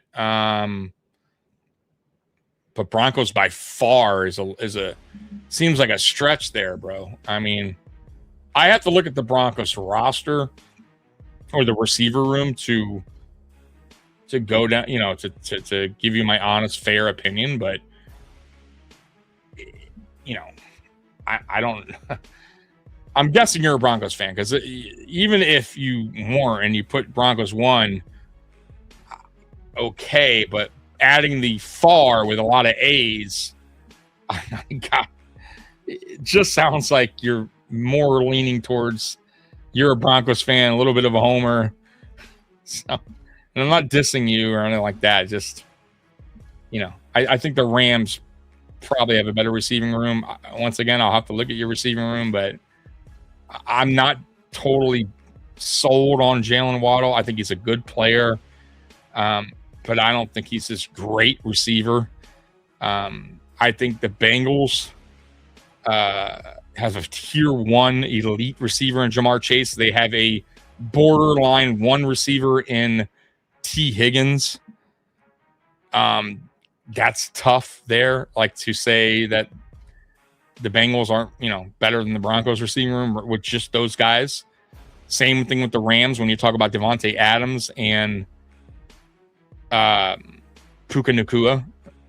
You know what I mean? Like Cowboys, Seahawks, good as well. They got their players, but I just don't. Ace Boogie, laugh out loud. I'm guessing Ace Boogie's a Broncos fan. That's fine, bro. Listen, to each his own. If you're a Broncos fan, you know your team better than me, and I'll have to look at your receiving room. I know you guys. Pretty sure you have the addition of Waddle, but USA 3-0. Damn. Okay, look at USA doing their thing. Anyways, so it's done with that list. And I'm almost done with everything, actually. So we got 5 huge reasons why Bills fans should be thrilled for the 2026 season. All right, so let's take a look to see what they're talking about here. And we'll get out of here soon. All right, here we go. Number 1, new Highmark Stadium. Okay, for sure. I'd have that on my list. No doubt about it. New head coach coming in at number 2. Okay. Yep, I can get behind that. New DC for sure. I'm getting behind that. 1,000% getting behind that. New offensive coordinator. I'm happy with that. I'm not like throwing a parade down my block for Carmichael. I like him as an offensive coordinator, but once again, is there better coordinators out there? Yes. So I don't know if he would be on my list here as why I should be overly thrilled. I think I would add DJ Moore here rather than Pete Carmichael, in my opinion. What do you guys think? Tell me what you guys think. And then number 5, new attitude. And I'm with that. You know what? I'm 100% with that, and I'll read that. The Bills made it clear that, along with the new coaching staff, the team is centered on moving on from previous struggles over the past 9 years and building a confident, winning attitude for the 2026 season. This shift helps fans trust a fresh start and a brighter future for the team's success. And I'm with that. It's, for me, new attitude, and I will put / new vision, right? Because it's still the same team, but we've added some, obviously, new pieces as far as players go. But really what we did was we got rid of what was causing the Bills to struggle in the playoffs out the door, and we brought in a coach and a coaching staff with a whole new vision on how to get the job done and completed. And I'm totally behind that. Totally behind that. But I would take this part off. Like, I definitely don't have that on my list as, super excited that Carmichael's here. You know what I'm saying? Like, I like the fact that he's here. I do. Like, and I stated that before, that I like the addition of Carmichael being a vet coach and the addition of John Fox being a veteran coach and a guy that also went to Super Bowls. They both actually went to Super Bowls. Carmichael won a Super Bowl with the Saints, and John Fox, when he was a head coach, took 2 teams to a Super Bowl. And both those teams were dumpster fire teams when he inherited them, and it only took him a couple years to get them into the Super Bowl, which is very impressive. Even though he didn't win them, he still got there, and he did more than a guy that Bills fans were crying about when he got fired in Sean McDermott. So there's that. All right. That's done with that. So I would take the Carmichael thing off. Okay. Ranking each, this one's good. Ranking each NFL team by all-time winning percentage. So where do you think the Bills land on the all-time winning percentage on this list? Where do you think we are? Just very curious. What you guys, where you see the Bills landing on this list? I'll wait I'll have a drink on my strawberry slushie while you think about this.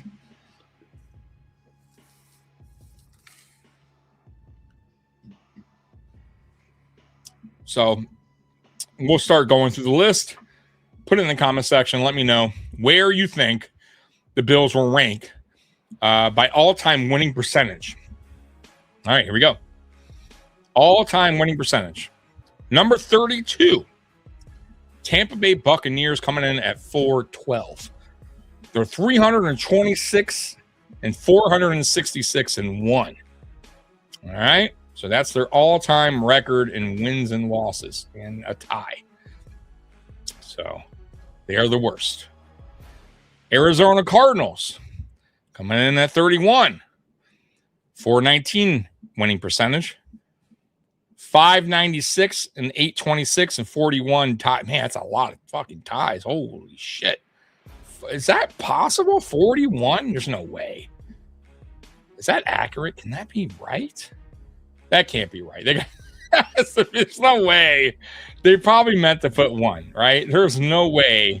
I got to search that up. There's no way. Cardinals have 41 ties. Hold on. Arizona. Now I gotta look. Cardinals wins, losses, and ties in history and team history. Let's see here. Yeah, there's no way. No way. Wow, there is. I'm wrong. They have 41 ties. Bro, that is unfucking believable. That is I thought that was they fucked up. I thought they fucked up. How does the Tampa Bay Bucks only have 1 tie? Did I go to the next team? 41? That is wild. Guys, man, how many ties do you think the Buffalo Bills have? Before we get there, just curious too. Like, where do you think the Buffalo Bills land on here? And how many ties do you think they had in their team history? Because holy shit, 41 ties. That's wild to me. That's crazy. Anyways, 30. Let's see if anybody can top that. Can anybody top 41 ties? Look at this miserable Cardinals fan. Right there. It's miserable. Godzilla 5 what? Ties? Where do you think we land on this list, though? So put in the comment section. Where do we land on this list? And how many ties do you think we have? Now, don't go cheating. But, man, look at that miserable Cardinals fan. And Buffalo Bills fans, Bills Mafia over here, all, getting all, acting like Karens, getting all mad in the off season. And this is what these miserable fan base right here. I get it. The Buffalo Bills haven't been like this team, right? Yes, we haven't completed the main goal, which is a Super Bowl, but we've been a good team. Like, Bills Mafia acting like a lot of them are acting like this guy, where there's just no hope for the future. No hope at all. No, actually, I'll say 11. 11 ties? Okay. No cheating. Okay. All right, here we go. All right, 30, Jacksonville. Now, Jacksonville they don't have a single tie, right? On their record, they're coming in at 429, 215, and 286. All right. Number 29, the Jets. Look at the Jets. Poor Jets, man. Now, once again, I get it if we're the Jets. I get fans having the attitude of, here comes another shitty season, right? Like, what do I gotta be excited about, right? We're the same old losing team like we are every year. A dumpster fire. I get it. But that's not what we are. And that's what I'm trying to tell Bills Mafia especially the ones that are just Debbie Downers and everything's so bad here in Buffalo. It's not. You see these guys up here? That's bad. That's tough times. Right? That's tough times, folks. All right, we got a super chat coming in. Let's go ahead and hit that super chat real quick. Every super chat gets the Bills train horn. Y'all know how that goes. Let's go ahead and hit that real quick.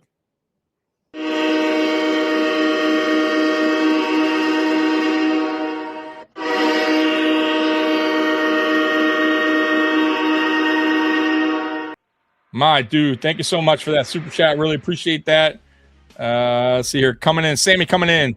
What's up, Tommy? Good evening, fam. Go Bills.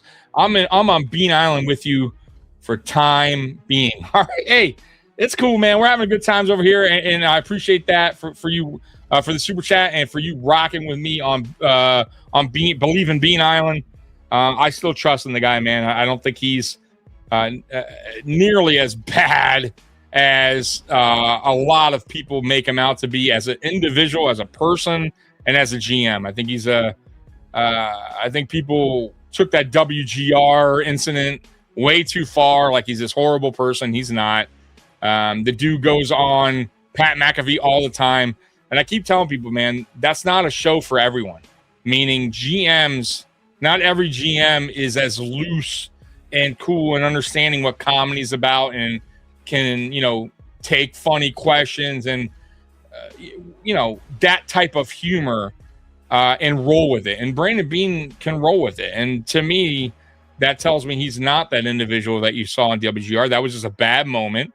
He got triggered, and it happens. And it happens to everybody in life. We all have had bad moments like that where we regretted what we said, or something came out wrong, or we got triggered and we shouldn't have let it trigger us like that. So once again, man, people just, acting like, everyone needs to be perfect at all times. And I can't get behind it. Just my God.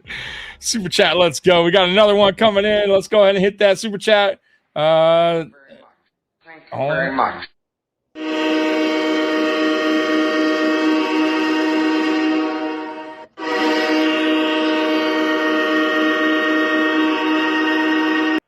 My dude coming through, man. Thank you so much, Godzilla King. Let me put my music background right here. All right, very good, very good. All right, Godzilla King coming in with a super chat. Let's go, Bills fans. Let's have some faith. It's going to be a great year. God bless. It is going to, listen, man, I'm so excited for this upcoming season. This is probably one of the most exciting seasons in a long time for me. And mind you, I'm excited every season, right? I love Buffalo Bills football. Like, it's my passion, right? I do a podcast because it's my passion, because the Bills are my passion. I don't just do this because I'm bored on a fucking Friday night, on a Monday night, right? Like, I really am passionate about this team and about football in general. So, but once again, going into this upcoming season, I don't know, man. I'm feeling some type of way, man. Like I haven't felt this way since 2021. And I explained it before. I'll explain it again. When we got into the AFC Championship game in 2020 and lost to the Kansas City Chiefs, I really felt at that time the Buffalo Bills were trending in the right direction. And I felt like 2021 was going to be special. We added more weapons to the team on offense and I just didn't see how that team wasn't going to win a Super Bowl that year.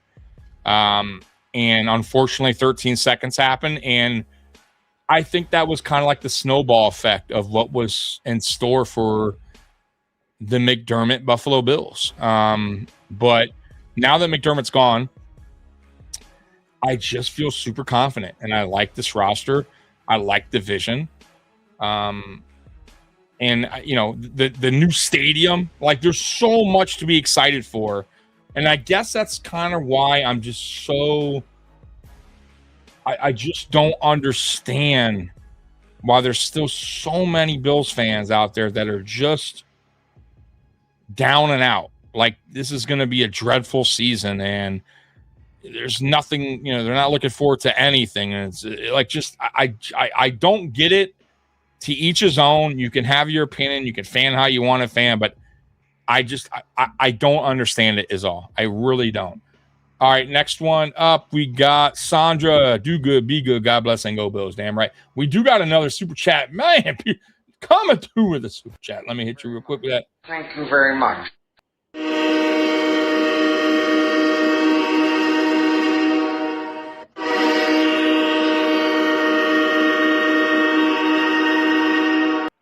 My dude with the super chat coming through. I appreciate you. With the super chat, every super chat gets the Bills train horn, of course. Let's see here. There we go. Sammy coming in. Thing I respect about Beane, I think you said, he keeps it up front and honest. Did you hear or read about Tyler Dunn write-up interview he did on Allen? I did not, and I should read that because I did read a couple of Tyler Dunn's articles that he written, and they were good. They were really good, especially the one on McDermott that he did a couple years back. But I will definitely look into that because they are interesting for sure. I appreciate that, by the way. Guys, everything happens for a reason. I truly believe that sometimes you have to go through something to get what you're hoping for. Yeah, absolutely. Everything happens for a reason.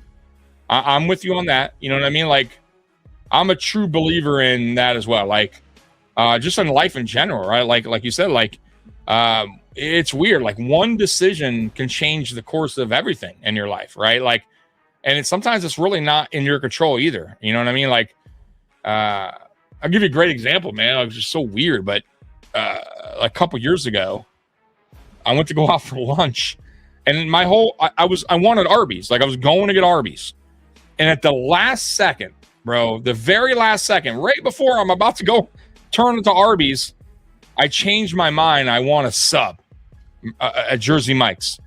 So I'm heading to Jersey Mike's now. What happens?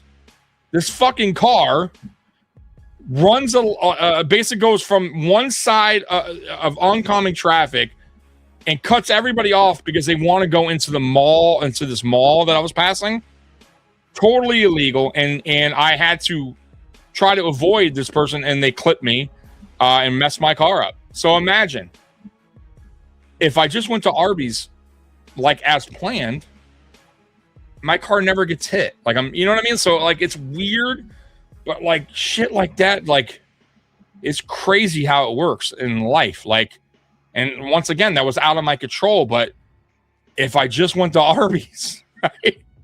Like, my car's good. You know what I mean? Like, and it's funny that way. Like, like if you don't leave your house at a certain time, if you left it, 5 minutes earlier or something, maybe you don't get, you know what I mean? Something bad happen. Like, it's just wild. Like, everything kind of happens for a reason, but yet you kind of dictate that by, like, I guess this, your quick decision, or not quick decision, but decisions you kind of make. It's just weird, man. Life is fucked up. It's so weird. Yeah, it's really interesting. Yeah, I definitely will read that, bro. All right. So number 29, the New Jersey Jets, 436, 573, and 8. So that's their all-time record. So they have 8 ties. So right now, nobody is on the Cardinals. Nobody's even even sniffing the Cardinals ties at 41, which is amazing. I still can't believe that. So the Atlanta Falcons, 438 winning percentage at 406, 521, and 6 ties. Number 27. Oh, by the way, where do you think Buffalo lands on this list? All-time winning percentage. Where do you, without cheating, where do you guys think? Houston Texans, 449 percentage, 174, 214, and 1 tie. Number 26 is the Panthers, 454. And if you notice, there's a lot of these pitchers are disgruntled fan bases, right? And for a good reason. Let's be real, for a good reason. All right, number 26, the Panthers at 454, 227, 273, and 1. You got 1 tie. Once again, nobody even close to the Cardinals at 41 ties. Number 25 is the Bengals. 455 winning percentage, 409, 490, and 5. Let's see if anybody else here. 41, holy moly. Bro, that's insanity. All time, I say 15th. Okay, so you're saying 15th in win percentage? Okay. Number 24 is the Lions. Wow, the Lions have a lot of ties. Okay, so the Lions are kind of close to the Cardinals. They're 462 winning percentage, 615 wins, 717 losses, and 34 ties. Damn, that's a lot, too. That's a lot of ties, bro. All right, so they're 24. 23 is the Saints. 463 winning percentage at 423 and 491 losses and 5 ties. Coming in number 22 is the Titans. 477 winning percentage, 482 and 529 with 6 ties. Coming in number 21 is the Buffalo Bills at 494 winning percentage, 498 wins, 510 losses, and 8 ties. And I'm going to be honest with you, if it wasn't for the last 8 out of the last 9 seasons, this could be really. And if we didn't have Josh Allen, we would be kicking it with, the Cardinals and the rest of the Jets. And I'm going to be honest with you guys, there was a time that we were so bad for a long period of time with a ton of losses. So we are at 21, 15th with 11 ties total guess. So you weren't that off, Godzilla. You were sort of close. Mr. Migo, like 17th, you were kind of close. You were sort of close. Absolutely. You were close. So let's see. Let's see who the best is. So 21 is the Buffalo Bills. 20, Commanders, 495, 646 wins, 660 losses, and 29 ties. It's a lot of ties, too. But the Cardinals are still leading at 41 ties. All right. 19, the Chargers. So here comes your first, I guess, winning team, right? Above 500, let's say. 505 wins, 501 losses, and 11 ties. All right. Number 18 is the Eagles at 502. 649 wins, 645 losses, 27 ties. That's a lot of ties. They're coming at 18, slightly over 500. The Browns, believe it or not, are better than the Bills' winning percentage, probably because they're early on, I guess. Slightly over 500, 567, and 560 losses with 14 ties. Look at the clown. That's great, man. That is great. They are a very bad team. They've been a bad team for a long time. I think the 49ers are number 1. Okay. All right. You know what? That's a great guess. You know what? I would say that we haven't seen the Dolphins yet, and we haven't seen the Patriots. They're going to be up there. And I would say because the Dolphins were really good early on, in the 70s and 80s. And they weren't bad in the 90s either. I would say the Dolphins might be in the top 10. And the Patriots had that run where they were just, they were really good, dude. Golly. They both might crack the top 10, man. All right, we'll see. Number 16, the Raiders. 509 winning percentage. 512 wins, 494 losses with 11 ties. Coming in number 15 is the Rams. 510 winning percentage, 636 wins, 611 losses, 21 ties. All right, here we go. Number 14, the Giants. I should have guessed that too. 518 winning percentage, 728 wins, 676 losses, 34 ties. That's a lot too, but still, the Cardinals are winning the tie record at 41. All right, here we go. Number 13, the Colts at 524. 572 wins, 519 losses, 8 ties. I might be right about my prediction about the Dolphins and the Patriots cracking the top 10. I would say the 49ers, the Patriots, number 1. I because of that, man. And you're right, Green Bay. Green Bay might be 1, bro. Man, I'm going to guess with you, man, because I haven't seen this either. I'm going to say it's going to either be the Packers or 49ers at 1, but we'll find out. Number 12, the Seahawks at 525. 416 wins, 376 losses, and 1 tie. Number 11 is the Broncos. 528 winning percentage, 532 wins, 475 losses with 10 ties. Here we go, number 10. So I was right on the Dolphins, by the way, and the Patriots. Number 10, the Steelers. 538. And you know what? That's yeah, I should have guessed maybe Pittsburgh. They were a winning team for quite a bit. 538 percentage, winning percentage, 691 wins, 592 losses with 22 ties. Number 9 is the 49ers. So we were kind of wrong there because I thought it was going to be the 49ers in the Packers. So 49ers coming in at 9th, 547 winning percentage, 642 wins, 531 losses, 16 ties. Number 8 is the Chiefs. 550 winning percentage, 553 wins, 452 losses, 12 ties. Number 7 is the Vikings. Man, are you telling me the fucking Dolphins and the Patriots might be the one top 5? This is crazy. Denver's up there too. Yeah, what the fuck? Vikings 550, 546 wins, 446 losses, 11 ties. Number 6, there you go. So they didn't crack the top 5, but damn, I kind of figured top 10, so I was right there. Dolphins 550, 511 wins, 418 losses, and 4 ties. Number 5, here we go. Chicago Bears 554, 880 wins, 652 losses, 42 ties. They just beat the Cardinals in ties, guys. There you go. So right now we got a new leader in ties with the Bears at 42. And that's just amazing to me. But the Bears have been around for a long time. So, but damn, 42. So they are in the top 5. So here we go, top 5. So Bears coming in number 5. Number 4, the Patriots. 555 winning percentage, 559 wins, 449 losses, and 9 ties. All right, top 3 coming up. Number 3, the Baltimore Ravens. 570 winning percentage, 485 wins, 276 losses with 1 tie. Here we go. Number 2, the Cowboys.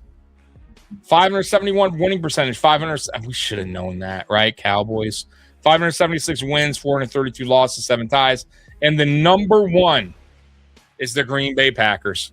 572, 819 wins, 611 losses, and 39 ties. So there you go. There you go. That's crazy. Some of those I didn't even think about. You're right, Dallas. I should have thought about Dallas. But yeah, there you go. There's the list. It's an interesting list. That was interesting for sure. I didn't realize there was that many teams with that many amount of ties. That's wild. That's wild. VPET. What up, man? That's Captain D in the house. Captain D, if you're still here, do you know where your Dolphins land as the all-time winning percentage? What your all-time, where you rank in wins, losses, and ties? Do you know where you stand? I'm gonna wait for you because I'm curious on where you think unless you've been watching the whole time. Where do you think the Dolphins land on this list? Buffalo was 21st in wins, losses, and ties percentage. So where do you think your Dolphins placed on this list? I'll give you a second if you're still here. If you're not, I'll move on. And then we got one more thing, and then that's it. One more thing. And I won't even get to, you know what? That last thing is not a big deal, actually. We'll actually, you know what? I'll save that. You know what, guys? I'll change the hope and mope for every NFL team. I'll put that for Monday when me and Mikey will go through the list of every NFL's team's reason to hope and mope for the 2026 season. Let's see here. Not sure. I just turned in watching soccer. So, but what would your guess be? Where do you think you would land? Cleveland, Godzilla. Let's see here. Cleveland was the Browns. They weren't bad, actually. It was surprising. 17th at 503. There were 567 wins, 560 losses, and 14 ties. Mikey Flair. Mikey came only for 30 minutes. He normally isn't on Friday nights. He comes on Monday nights at 10, but he missed Monday because he lost power. So he had a little bit of time to come on tonight, but he was on in the beginning and then bounced out after 30 minutes. So, but anyways, Captain D, if you're still here, because you still haven't really answered where you think you'd land, I'll let you know where you land. So you are in the top 10, which I kind of had a feeling. You came in at number 6 at 550 percentage, winning percentage, 511 wins, 418 losses with 4 ties. So that's your all-time wins, loss, and ties record for your Miami Dolphins right there. Wild, huh? When you look at your overall record. And the reason why I picked you guys is because to be in the top 10 is I know you guys are very successful in the 70s and 80s and even the 90s.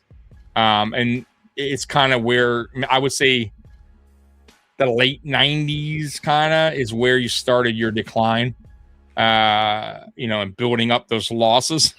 But the 70s and 80s, and I would say early 90s to mid 90s around there, you guys were a winning team for the most part. But it's been a rough, I would say late 90s and onward have been rough on your Miami Dolphins. And the same can be said for the Bills. I think we had a rough start to the team. Then we were really good in the 90s, late 80s, 90s, 90s to mid 90s. And then we started our downfall in the late 90s. And then we started picking back up in obviously 2019 is where we started to turn it around as far as winning percentage. But yeah, and I just feel like you guys are just, you haven't really turned it around since the late 90s. You're still, having losing seasons, but early on is where you guys stack those wins. Yeah, Godzilla's watching the World Cup too. And that's it, man. That's it for the night, man. I know you guys are watching the World Cup. I do want to let you guys know how the poll went for those that are still here or for those that are watching the replay later on the poll. The poll question was, would you want Stephon Diggs back with the Buffalo Bills? And what won the poll tonight was no, time to move on at 42%. Coming in at second was yes, bring them back at 33%. Only on a team-friendly deal came in at 18%. And it would make things interesting is at 6%. So the majority of you were leaning, it was kind of close, but, move on, time to move on. And then I would say, close to that, what came in a second was yes, bring them back. So interesting, very interesting. Yeah, I think it wouldn't hurt. Yep. So anyways, guys, 2-hour show. I appreciate you guys rocking with me. Once again, I apologize about Monday, but I got called into work and, I really couldn't interact with you guys the way I normally interact with you guys on this channel. But things are back to normal again. I'll be able to obviously interact with you guys moving forward when I'm doing my podcast from home and I'm able to see everything and answer the chats accordingly. So once again, man, appreciate you guys rocking with me. Thank you so much for the super chats tonight. I always appreciate them, and believe it or not, they go a long way. Let's see here. One more thing here by Captain D. Where is the blonde hair Mikey? Mikey could only do a half an hour tonight, and he doesn't do Friday nights anymore until the season starts because of, work and all that stuff. And, he has other stuff going on. But once the season kicks in, Mikey will be back on Fridays as well. So for now, Mikey's only on Monday nights at 10, and I'm on every Friday, no matter what. So appreciate you guys rocking with me. Thank you so much. Thank you, Godzilla. Thank you, Captain D, for coming in. Hey, Sammy, thank you so much as well. Glad to tune in. Much love. Yeah. And I love all y'all, man. Y'all make my day, and y'all keep this thing going, man. And once again, man, you guys are what makes this podcast go, man. So you are the people that steer the ship here. You are the fans that steer the ship of this podcast. So Bills Mafia, I love you as always. Go Bills. I'm out of here. Peace. Just let your soul go. Just let it shine through. Just love yourself.